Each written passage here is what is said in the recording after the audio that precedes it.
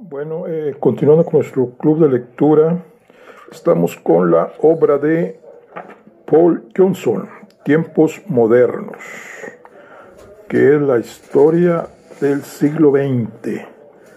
Bueno, vamos a ver, vamos a continuar, estamos todavía en el capítulo 1.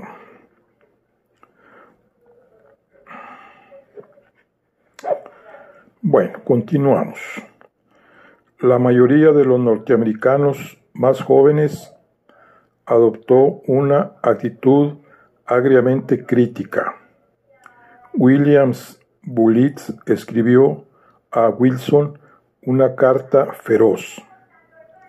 Lamento que usted no haya librado nuestro combate hasta el final y que tuviera tan escasa fe en los millones de hombres que, como yo mismo, en todas las naciones habían depositado su fe en usted.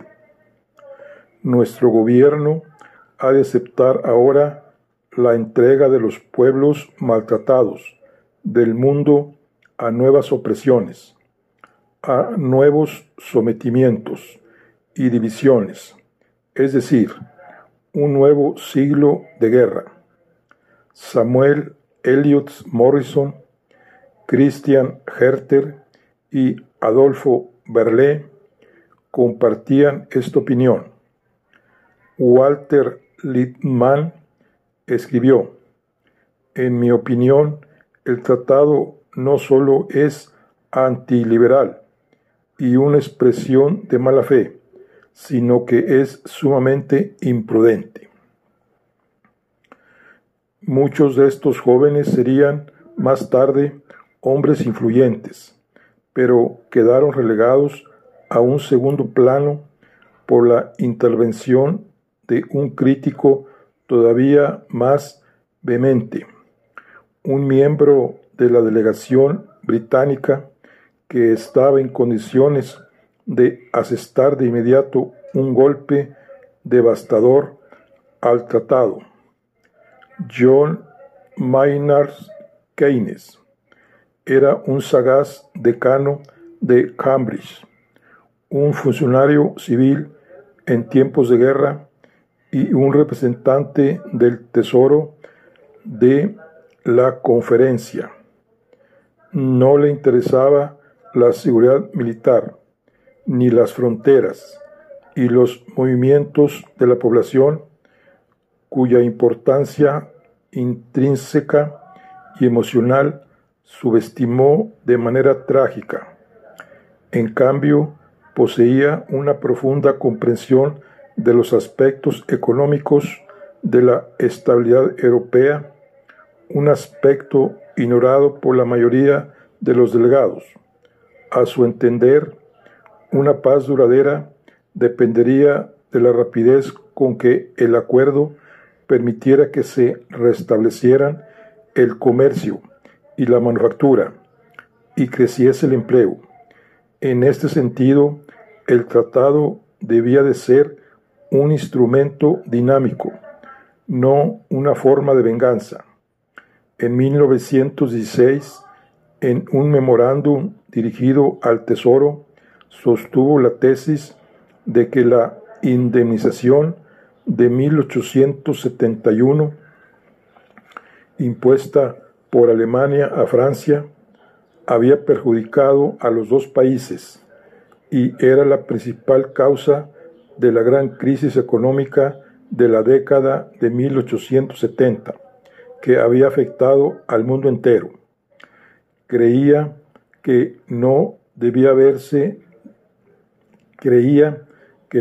hablarse de reparaciones, o que, en todo caso, la pena máxima impuesta a Alemania debería ser de 2 millones de libras esterlinas, 2.000 millones de libras esterlinas, si se quiere ordeñar Alemania.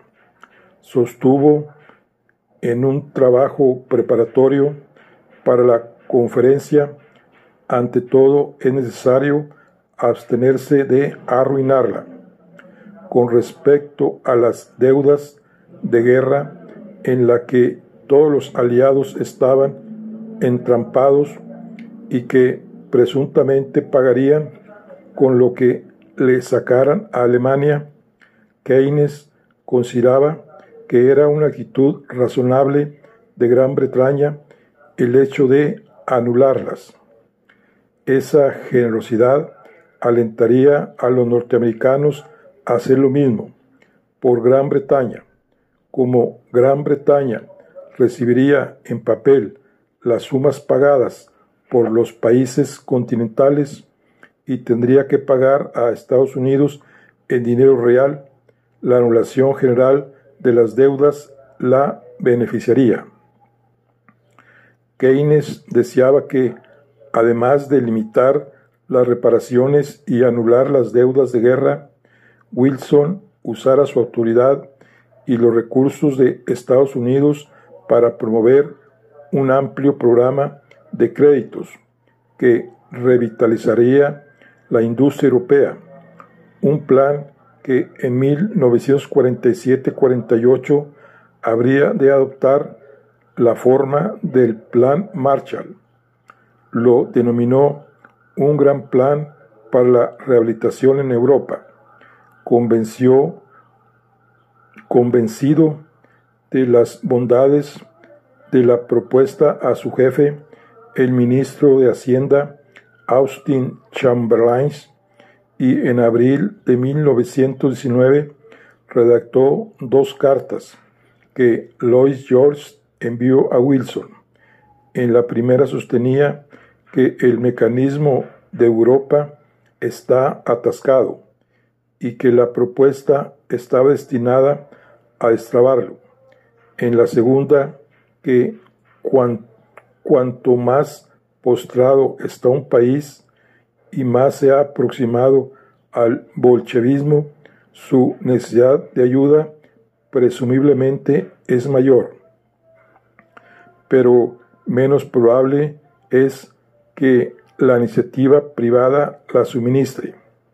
A juicio de Keynes, Estados Unidos estaba gozando de un momento único en los asuntos mundiales y Wilson debía abstenerse de imponer las fronteras de la posguerra y la forma de la Liga, y en cambio debía emplear los suministros de alimentos y el poder económico norteamericano para contribuir a la recuperación europea a largo plazo. Una Europa próspera tenía más probabilidades de olvidar los amargos recuerdos del pasado inmediato y de considerar en perspectiva las modificaciones de las fronteras que ahora estaban impregnadas de pasión. Había mucha sensatez y cierta justicia en la opinión de Keynes, y sin duda acertaba en su juicio acerca del papel de Estados Unidos, tal como reconocen ahora algunos historiadores norteamericanos. Pero Wilson, obsesionado por la Liga y escasamente interesado en el renacimiento económico, desechó los alegatos de Lloyd George, y el Tesoro norteamericano se horrorizó ante las ideas de Keynes.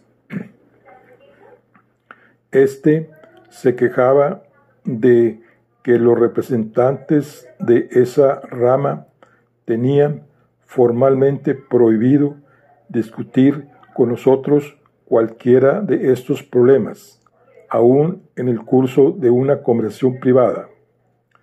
Cancelar las deudas de guerra está fuera de la cuestión. El disgusto de Keynes por los norteamericanos fue profundo. Se les ofrecía la oportunidad de adoptar una visión del mundo amplio, o por lo menos humana, pero la rechazaron sin vacilar. Escribió a un amigo: Wilson era el fraude más grande sobre la tierra. Se sintió incluso más horrorizado cuando leyó detenidamente el tratado y percibió aquello que a su juicio era el abrumador efecto acumulatorio de sus cláusulas, sobre todo el de las referidas a las reparaciones. El maldito tratado, como lo denominó, era la fórmula del desastre económico y la guerra futura. El 26 de mayo de 1919 renunció a su cargo en la delegación británica. ¿Cómo puede pretender que yo, escribió a Chamberlain, continúe presenciando esta farsa trágica, tratando de poner los cimientos, como dijo un francés, d'une guerre juste et durable? Dijo a Louis George: me aparto de esta escena de pesadilla. El retiro de Keynes era perfectamente comprensible, pues el arreglo que no había podido impedir con su ingenio y su elocuencia era un hecho consumado, pero lo que pasó a ser agravó infinitamente los errores de juicio que él había diagnosticado con tanto acierto. Keynes era un hombre de dos mundos.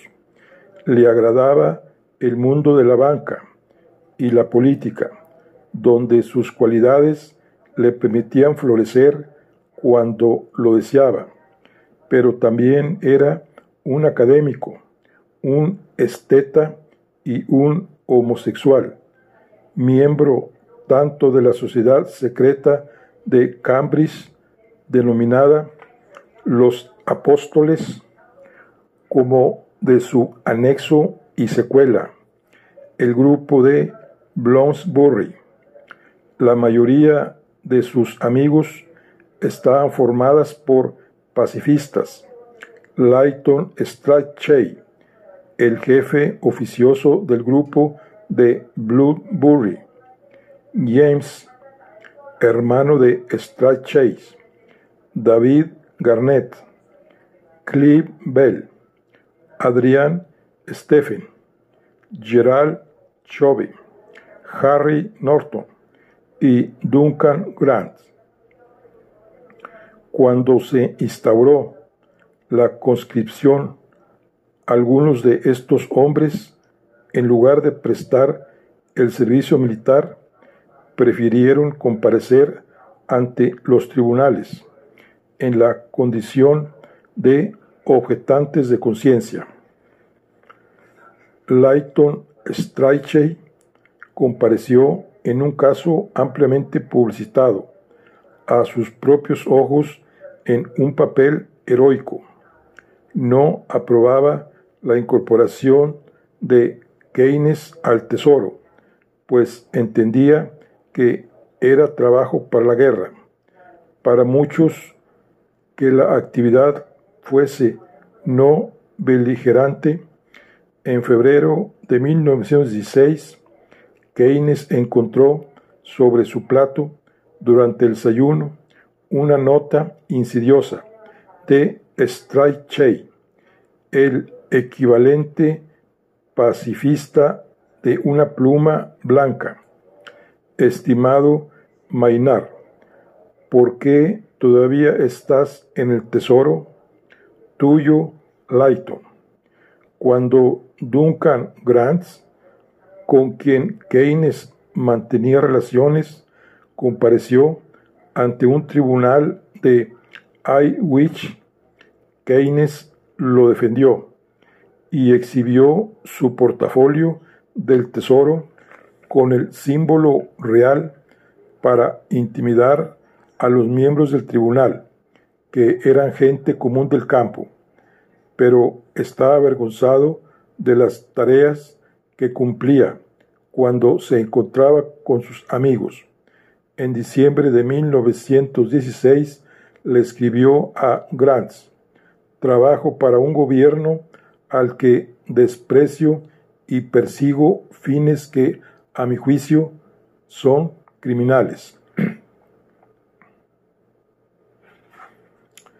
Keynes continuó trabajando en el Tesoro debido a un sentido residual de patriotismo, pero sus tensiones íntimas se acentuaron cuando la guerra, odiada por él, culminó en una paz que le pareció ofensiva.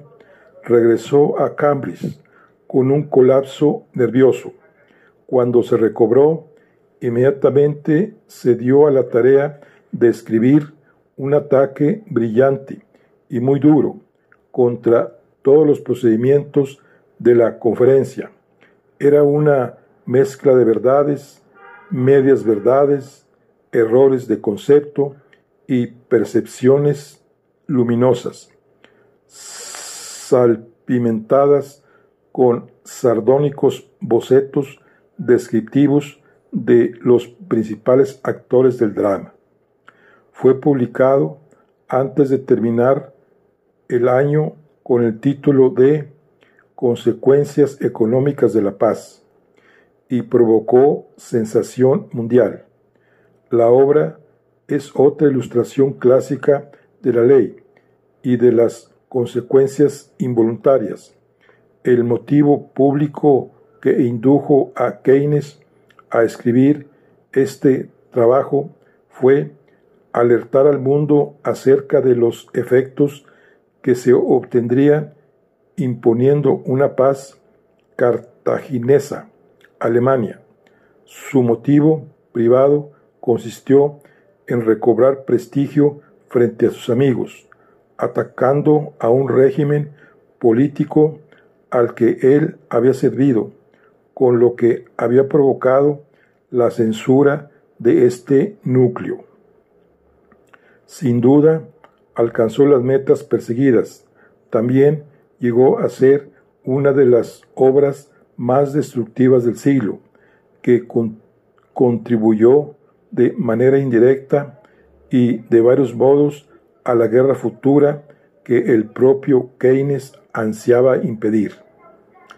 Cuando a su debido tiempo llegó esa guerra, el joven historiador francés Etienne Mantoux señaló con dedo acusador la filípica de Keynes en un folleto titulado La paz cartaginesa o las consecuencias económicas del señor Keynes.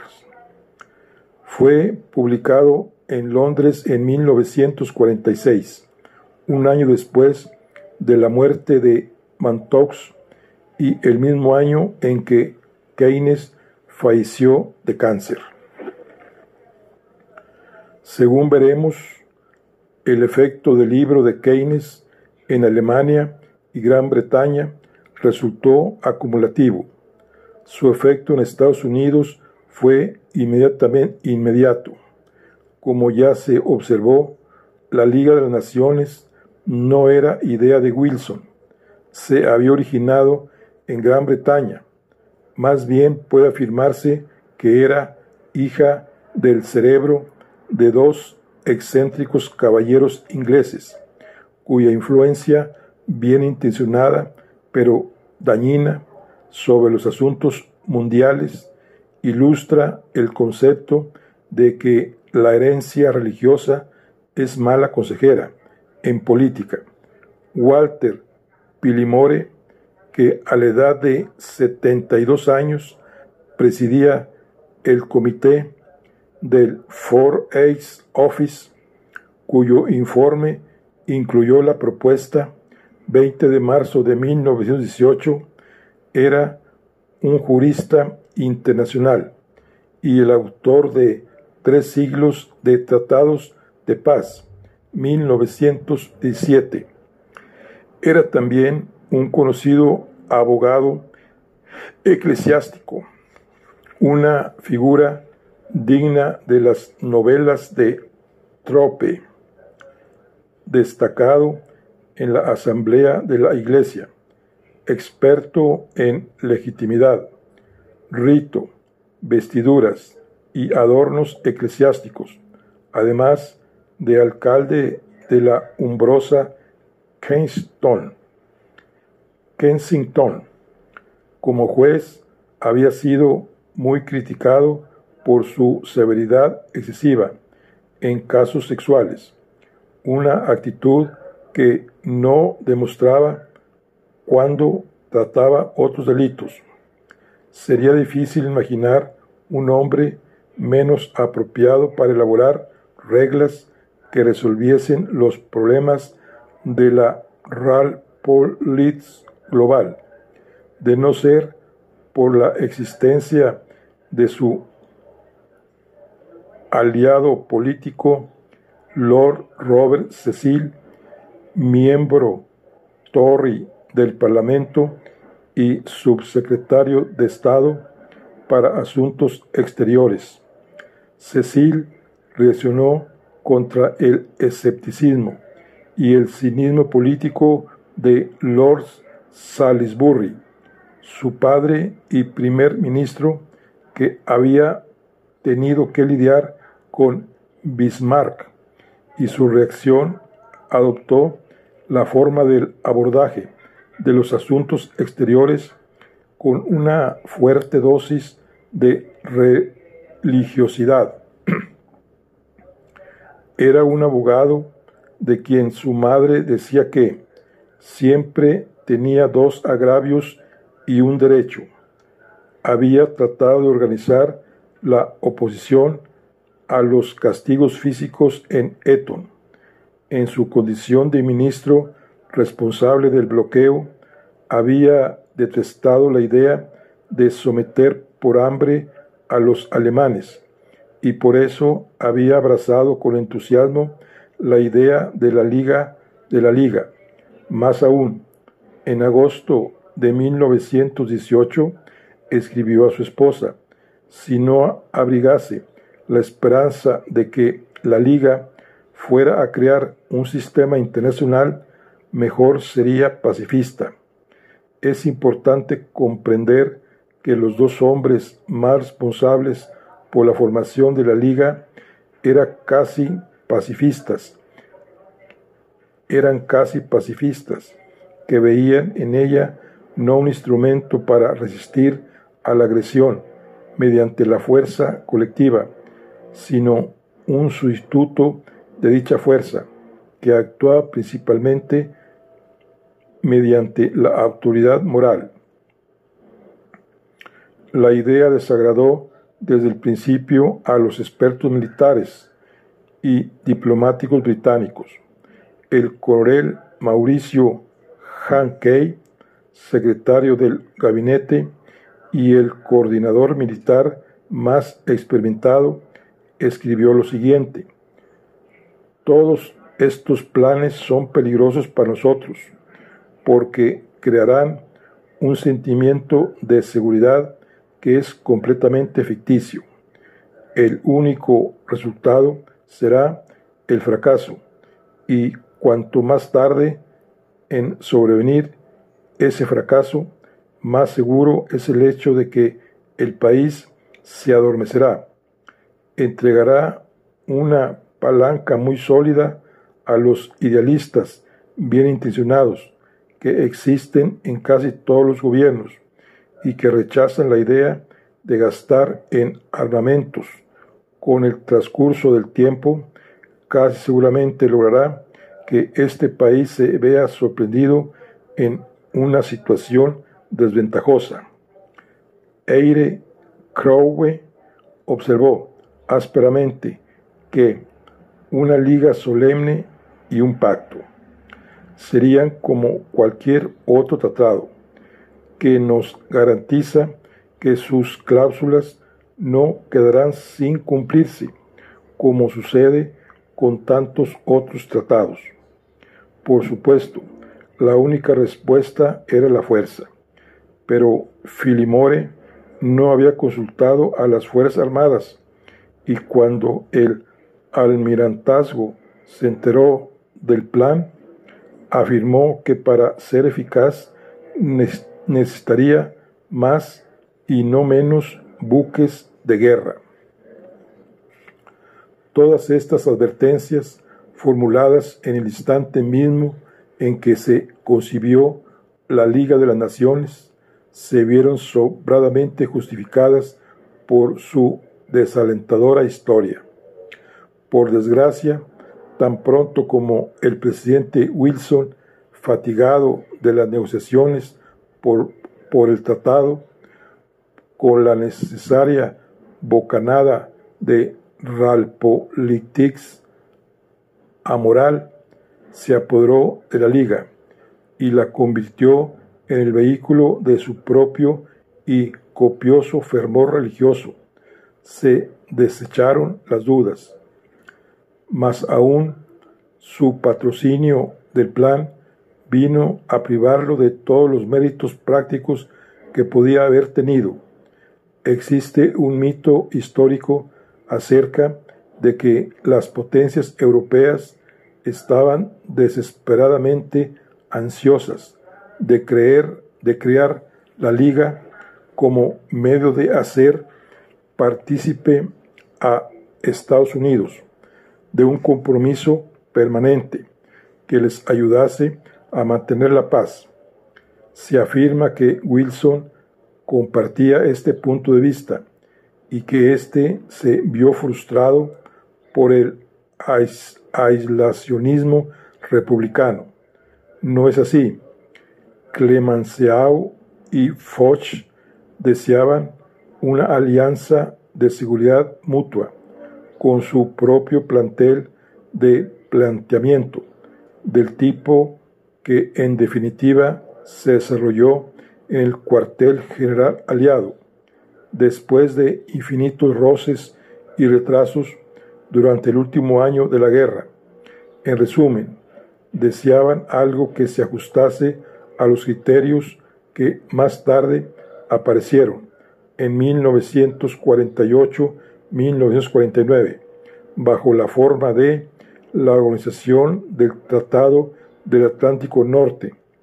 Advertían que un sistema universal al que pertenecerían todas las potencias, incluso Alemania, al margen de sus antecedentes, y que garantizaría todas las fronteras, al margen de sus méritos, era una tontería. Estaban mejor informados que Wilson de la opinión del Congreso y sabían que existían escasas posibilidades de que ese cuerpo aceptara semejante monstruosidad. Sus metas eran limitadas e intentaron comprometer a Estados Unidos en etapas, como antes Francia había comprometido a Gran Bretaña. Deseaban, ante todo, que Estados Unidos aceptara una garantía del tratado, más que la afiliación a una liga.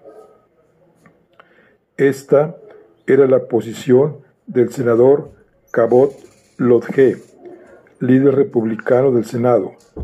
Compartía el escepticismo de los expertos británicos y franceses. Lejos de adoptar una actitud aislacionista, era pro-europeo y creía en la seguridad mutua, pero entendía que las grandes potencias no aceptarían en la práctica la obligación de ir a la guerra para imponer las decisiones de la Liga, pues las naciones evitaban la contienda, excepto cuando estaban en juego sus intereses fundamentales. ¿Cómo era posible que las fronteras fuesen garantizadas indefinidamente por algo o por alguien? Las fronteras reflejaban la existencia de fuerzas reales y cambiantes. Estados Unidos iría a la guerra para proteger las fronteras de Gran Bretaña en la India o las de Japón en Shantung. Naturalmente que no. Los acuerdos que Estados Unidos concertara con Gran Bretaña y Francia debían basarse en la adaptación mutua de los intereses vitales. En estas condiciones, el pacto significaría algo. Hasta septiembre de 1919, Lodge y sus partidarios, denominados los fuertes reservacionistas, habían definido claramente su posición. Ratificarían el tratado excepto en lo referente a la Liga. Incluso aceptarían la afiliación norteamericana a la Liga si el Congreso se reservaba el derecho de evaluar cada crisis que implicase el uso de fuerzas norteamericanas. En esta coyuntura, los defectos de carácter y de criterio, e incluso el deterioro de la salud mental de Wilson, adquirieron una importancia decisiva. En noviembre de 1918 había perdido las elecciones celebradas en mitad del período y con ellas el control del Congreso, incluido el Senado. Esta era otra buena razón para abstenerse de concurrir personalmente a París. En su lugar, podía enviar una delegación bipartidista, o bien, si concurría, llevar consigo a Lodge y otros republicanos. En cambio, decidió ir solo. Cuando llevó a la guerra a Estados Unidos, había expresado de su alocución el Congreso el 2 de abril de 1917. Es necesario asegurar la democracia en el mundo. Su popular obra, titulada Historia del Pueblo Americano, presentaba a la democracia como una fuerza religiosa. Vox Populi, Vox Dei. Ahora explicó al Congreso que el viejo mundo está padeciendo un perverso rechazo de la democracia, de su pureza y poder espiritual. Aquí entraba Estados Unidos. Sin duda, el destino manifiesto de Estados Unidos estriba en encabezar el intento de que este espíritu prevalezca. En esta obra, la Liga era el instrumento y el propio Wilson el agente, la expresión de la voluntad general. No está muy bien claro de qué modo Wilson, el ultrademócrata, llegó a creerse el beneficiario de la Volonté Generale de Rousseau, un concepto que pronto sería vorazmente aprovechado por la nueva generación de dictadores europeos. Quizá debe verse la causa de su condición física. En abril de 1919 sufrió su primer ataque cuando estaba en París. Se ocultó el hecho. Más aún, parece que el deterioro de su salud confirmó la creencia de Wilson en que su rumbo era el correcto, así como su decisión de evitar concesiones a sus críticos republicanos. En septiembre de 1919, traspasó el problema de la Liga desde el Congreso a todo el país y en 3 semanas recorrió casi 13,000 kilómetros en ferrocarril. El esfuerzo culminó en un segundo ataque, sufrido en el tren el 25 de septiembre. De nuevo se ocultó esto. El 10 de octubre sobrevino un tercer ataque de extrema gravedad que le dejó paralizado todo el lado izquierdo. Su médico, el almirante Gary Grayson, reconoció unos meses más tarde: su enfermedad física es permanente. Desde el punto de vista mental, está debilitándose poco a poco y no puede recuperarse. Pero Grayson se negó a declarar incompetente al presidente El vicepresidente Thomas Marshall, un hombre irremediablemente inseguro, conocido en la historia sobre todo por su observación: lo que este país necesita es un buen cigarro de 5 centavos de dólar. Rehusó ejercer presión en esta situación. El secretario privado Joseph Tumulty conspiró con el propio Wilson y con su esposa Edith para convertir a ésta en presidente, función que ella cumplió durante 17 meses.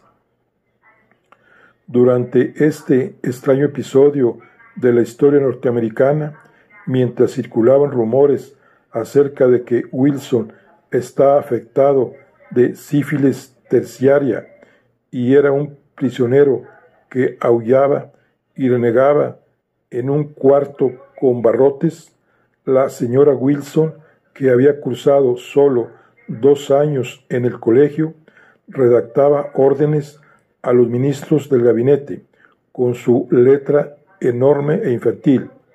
El presidente dice, los despedía y designaba y falsificaba la firma de Wilson en los decretos.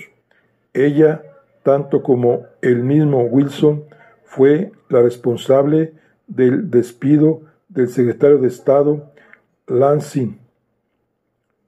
Odio a Lansing, declaró la dama, y de la designación en su lugar de Bride Colby, un abogado desconcertado y sin ninguna experiencia. Wilson podía concentrar la atención 5 o 10 minutos seguidos. Hasta tuvo astucia suficiente para engañar a su principal crítico del Congreso, el senador Alberto Fall, que se había quejado: tenemos el gobierno de las enaguas.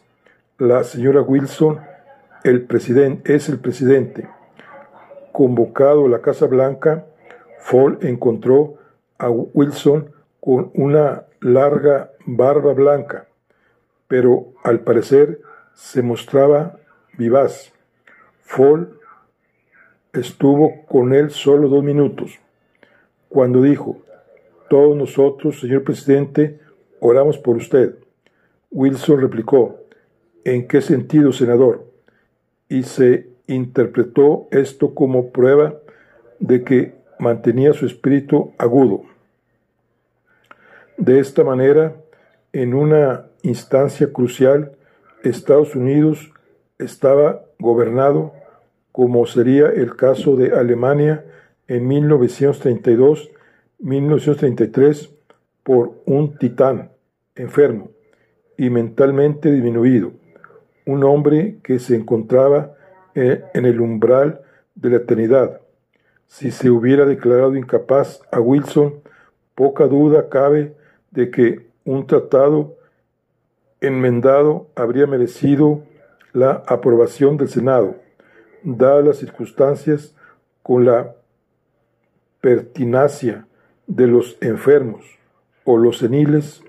Wilson insistió en que el Senado debía aceptar todo lo que él reclamaba, o nada. O bien, ingresamos sin temor en la Liga, decía su último mensaje acerca del tema, aceptando la responsabilidad y sin temer el papel de liderazgo que ahora representamos. O debemos retirarnos con la mayor elegancia posible del gran concierto de potencias que salvó al mundo. En esta lucha interna, en un delicado equilibrio y donde las posibilidades ya estaban manifestándose contra Wilson, el libro de Keynes llegó con devastadora oportunidad. Confirmó todos los prejuicios de los que eran irreconocibles, irreconciliables, y reforzó las dudas de los reservacionistas. Además, provocó la inquietud de algunos partidarios de Wilson.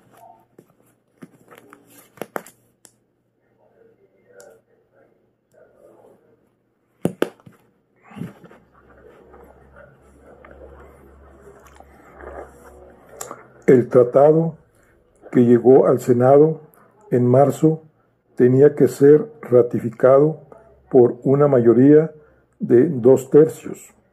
La propuesta de Wilson fue derrotada claramente por 38 votos contra 53.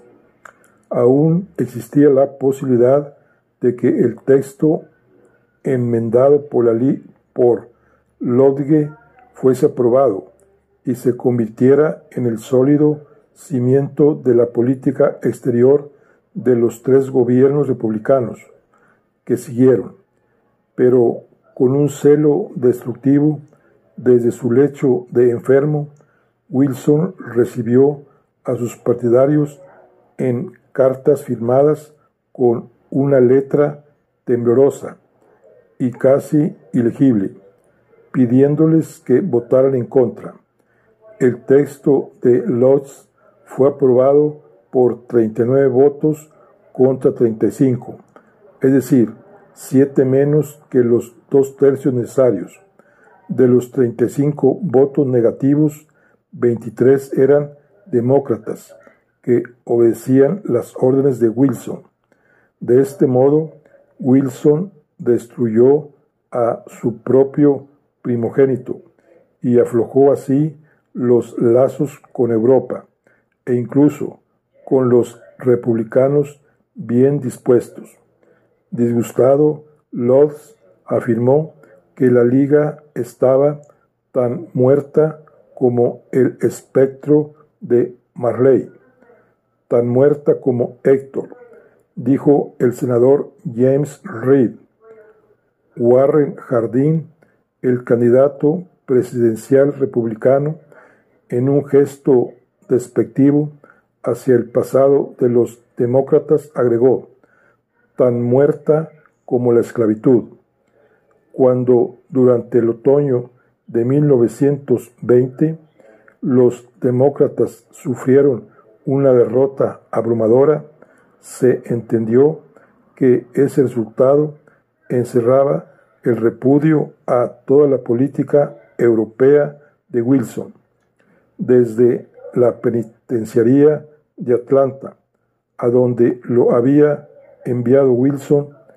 Eugenio Debs escribió: en la vida pública de la historia norteamericana no hay un hombre que se haya retirado sufriendo un descrédito tan total, que haya sido rechazado de un modo tan agrio o que haya sido acusado y repudiado de manera tan abrumadora como Woodrow Wilson. Así, Gran Bretaña y Francia quedaron con una liga cuya conformación no deseaban, y el hombre que le había conferido esa forma se veía desautorizado por su propio país, de modo que tuvieron que soportar la peor de todas las situaciones posibles: la incorporación norteamericana a una liga de acuerdo con los criterios propuestos por Lodge. La habría transformado en una organización en general mucho más realista, pero en el caso particular de Alemania habría tenido una ventaja fundamental. Lodge y los internacionalistas republicanos creían que el tratado era injusto, en especial con Alemania, y más tarde o más temprano se habrían encargado de modificarlo. De hecho, el pacto de la Liga contemplaba específicamente esa contingencia. El artículo 19, a menudo omitido y finalmente desechado del todo, contemplaba la posibilidad de que de tanto en tanto la Liga recomendara la reconsideración de los tratados que han llegado a ser inaplicables y cuya vigencia podría amenazar la paz del mundo. La presencia norteamericana en la Liga habría brindado mucho mayores posibilidades que durante la década de los 20 para que Alemania obtuviera, apelando al debido proceso de la ley internacional, las modificaciones que durante los años 30 persiguió mediante la fuerza y obtuvo gracias a la cobardía. La decisión de Wilson de buscar una solución propia de una jurista internacional para los problemas de Europa durante la posguerra, en lugar de una solución económica, sumada al colapso total de su política, dejó al viejo continente con una temible herencia de inflación, endeudamiento y reclamos financieros contrapuestos. En general, el siglo XIX había sido un período de gran estabilidad de precios, pese a la enorme expansión industrial de todos los países avanzados. En realidad, los precios minoristas habían caído en muchas ocasiones, pues el aumento de la productividad satisfacía sobradamente el crecimiento de la demanda. Pero en 1908 la inflación de nuevo cobraba impulso y la guerra la aceleró enormemente. Cuando se firmó la paz, los precios mayoristas, evaluados sobre un índice de 100 en 1913, se elevaron a 212 en Estados Unidos, 242 en Gran Bretaña, 357 en Francia y 364 en Italia. Hacia el año siguiente, es decir, en 1920, representaban 2 veces y medio el promedio de la preguerra en Estados Unidos, 3 veces en Gran Bretaña, 5 veces en Francia y 6 veces en Italia. En Alemania la cifra era de 1965, casi 20 veces mayor. El mundo civilizado no había afrontado una hiperinflación desde el siglo XVI y en una escala tan asombrosa desde el siglo III de nuestra era. Excepto Estados Unidos, todos estaban endeudados. Este era el problema. Hacia 1923, incluidos los intereses, se debían a Estados Unidos 11.800 millones de dólares.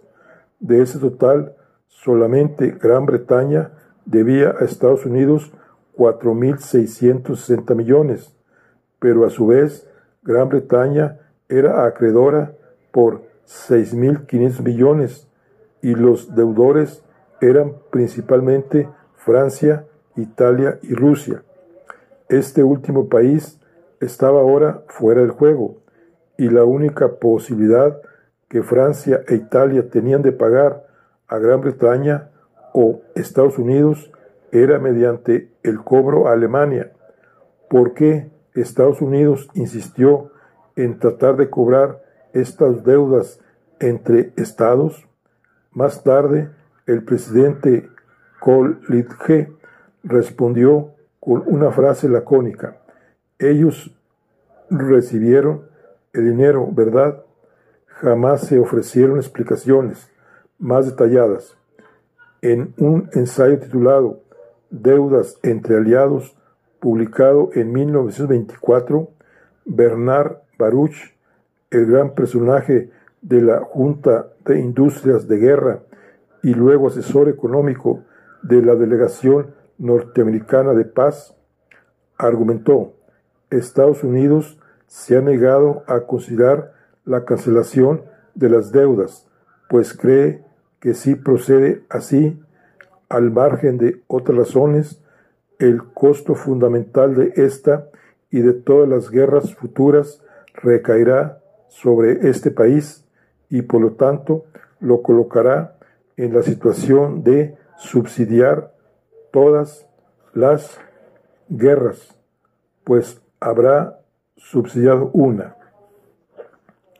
Es evidente que Baruch no creía en estas ridículas defensas. La verdad es que la insistencia en el cobro de las deudas de guerra carecía de sentido económico, pero era parte del precio político pagado por el naufragio del gobierno de Wilson, que había dejado nada más que un vacío. En la conferencia de Washington, celebrado en 1923, en una atmósfera de muchas asperezas, Gran Bretaña aceptó pagar a Estados Unidos 24 millones de libras esterlinas anuales durante 10 años y más tarde 40 millones de libras esterlinas anuales. Cuando las deudas fueron anuladas después de la gran crisis, Gran Bretaña había pagado a Estados Unidos poco más que lo que había recibido de los aliados financieramente más débiles, y estos a su vez habían recibido unos 1.000 millones de libras esterlinas de Alemania. Pero de esta suma, la mayor parte en realidad estaba formada por préstamos obtenidos en Estados Unidos, que se perdieron durante la crisis, de modo que todo el proceso tuvo un carácter circular, y ningún Estado, y menos aún un individuo, mejoró en lo más mínimo su situación.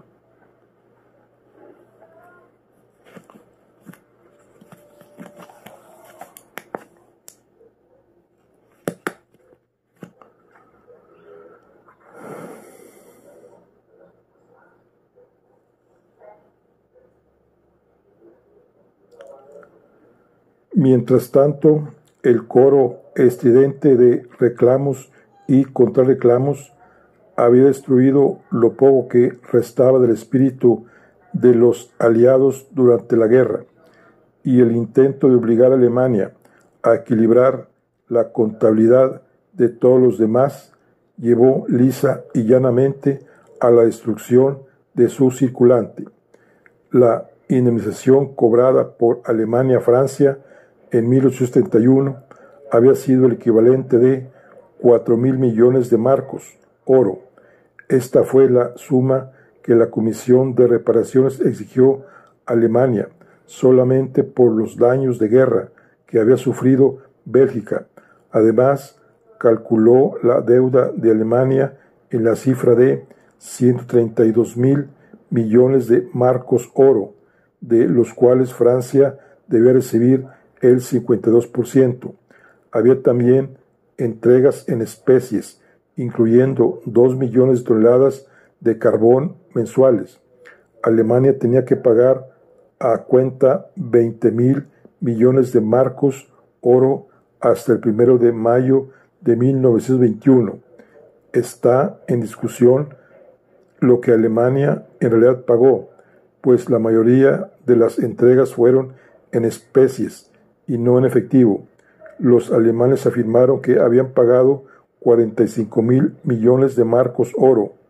John Foster Dulles, miembro norteamericano de la Comisión de Reparaciones, calculó la cifra en 20 a 25.000 millones de marcos oro.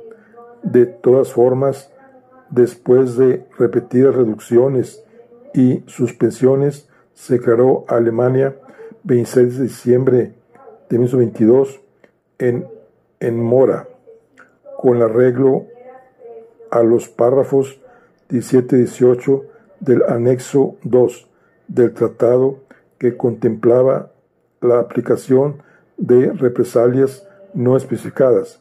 El 11 de enero de 1923, pese a las protestas británicas, las tropas francesas y belgas cruzaron el Rin y ocuparon el Ruhr.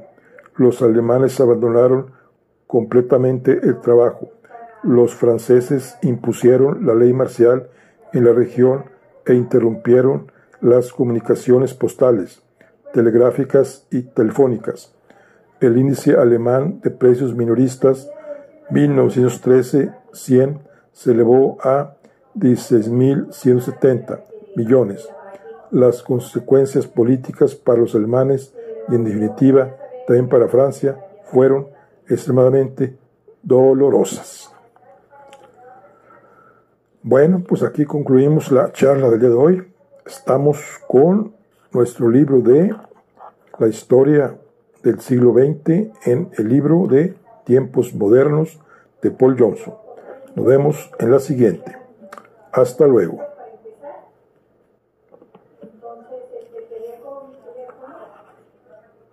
Sí, es ese que